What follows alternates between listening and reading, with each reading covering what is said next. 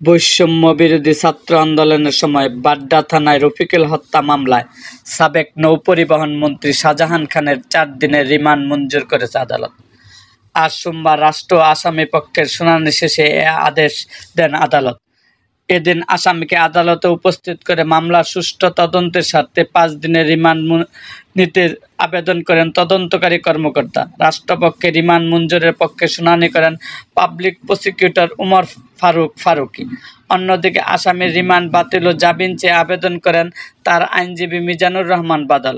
উভয় পক্ষের শুনানি শেষে আদালত জামিন নামঞ্জুর করে আসামিকে রিমান্ডে নেওয়ার আদেশ দেন। মামলার সূত্রে জানা যায়, বৈষম্য বিরোধী ছাত্র আন্দোলন চলাকালে গত 19 জুলাই দুপুর 1টায় রাজধানীর বাড্ডা থানাধীন বিসমিল্লাহ আবাসিক হোটেলের সামনে রাস্তায় আন্দোলন করছিলেন মোহাম্মদ রফিকুল 37। এ সময় পুলিশ ও আওয়ামী লীগের নেতাকর্মীদের গুলিতে আহত হন তিনি।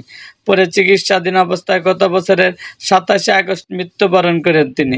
এ ঘটনায় তার মামা মোহাম্মদ লুৎফর রহমান শেখ হাসিনা সহ 37 জনের নাম উল্লেখ করে বাড্ডা থানায় মামলাটি করেন। এর আগে গত 5ই সেপ্টেম্বর রাতে রাজধানীর ধানমন্ডি এলাকা থেকে শাহজাহান খানকে গ্রেপ্তার করা হয়। এরপর বিভিন্ন হত্যা ও হত্যা চেষ্টা মামলায় গ্রেপ্তার হয়ে রিমান্ড বুক করছেন তিনি।